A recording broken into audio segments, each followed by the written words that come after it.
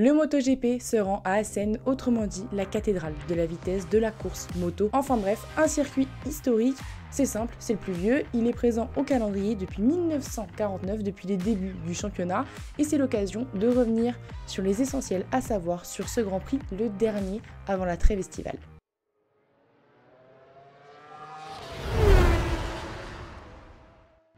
Vous l'avez sûrement déjà entendu, il se passe toujours quelque chose à Assen, plus précisément le TT Circuit Assen. S'il y a bien une course à gagner pour tout champion, et bien c'est celle-ci. Depuis la première épreuve en 1949, ce circuit néerlandais a bien évolué pour arriver au tracé sur lequel les pilotes roulent aujourd'hui, et justement, on y vient à ses caractéristiques.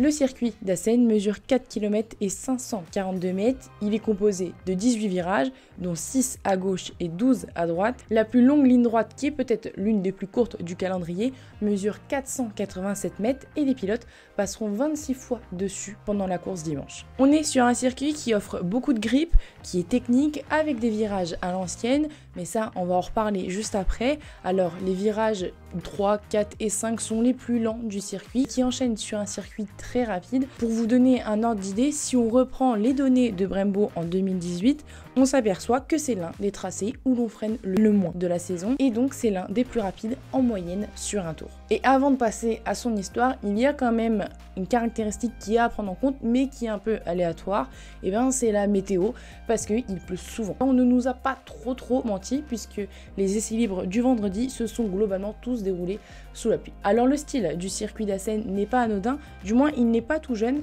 parce que lui aussi était bien plus long à l'origine.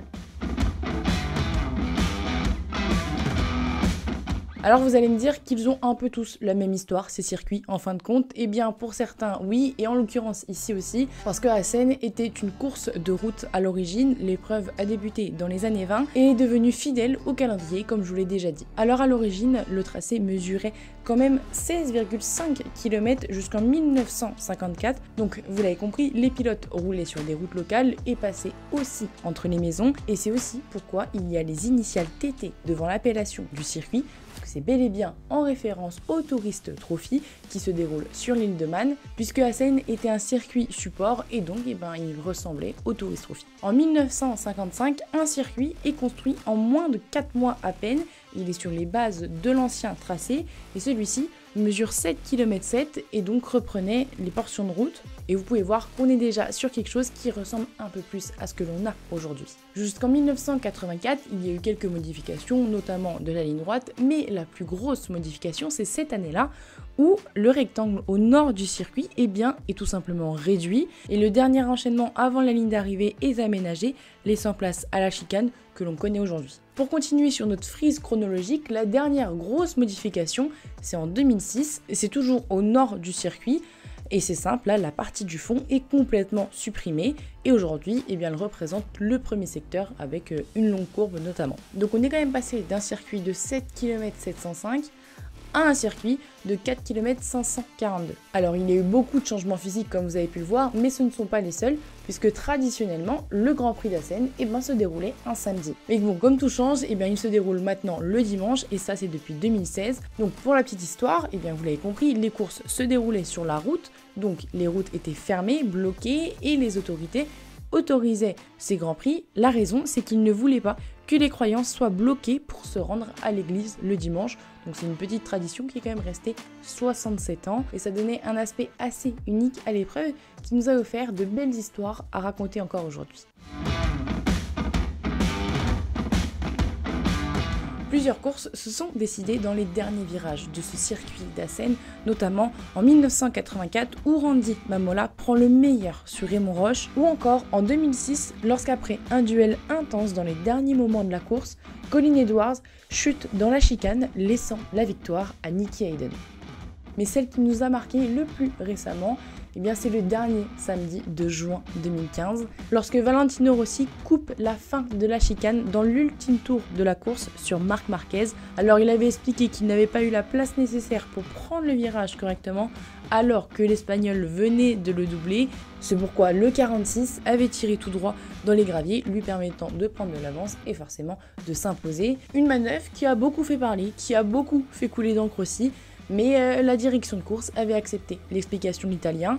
Et d'ailleurs, Assen, eh bien c'est un circuit où Valentino Rossi a plutôt de bonnes statistiques. Rossi a remporté 9 courses au total en mondial sur ce tracé, dont 4 après les derniers changements en 2006.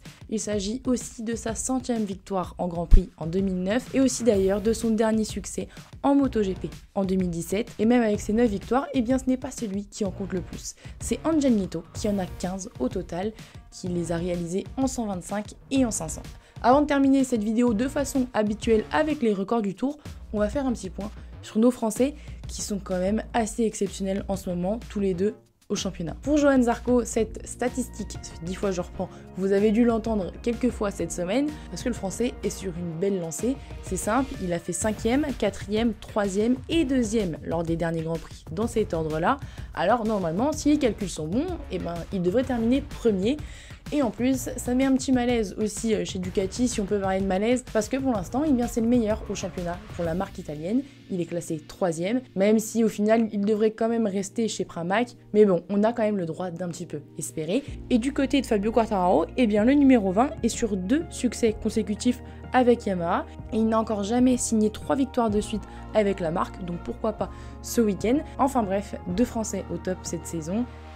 Peut-être encore une Marseillaise ce week-end, à voir, réponse dimanche. Et on termine avec les records du Tour du circuit, en espérant qu'il ne soit pas battu juste après que je poste la vidéo, genre vraiment 10 minutes après. Donc en Moto 3, c'est Jérémy Alcoba qui l'a signé en 2021 en 1 minute 41 secondes et 194 millièmes. En Moto 2, c'est Johann Zarco en 2015 qui l'a signé en 1 minute 36 et 346 millièmes.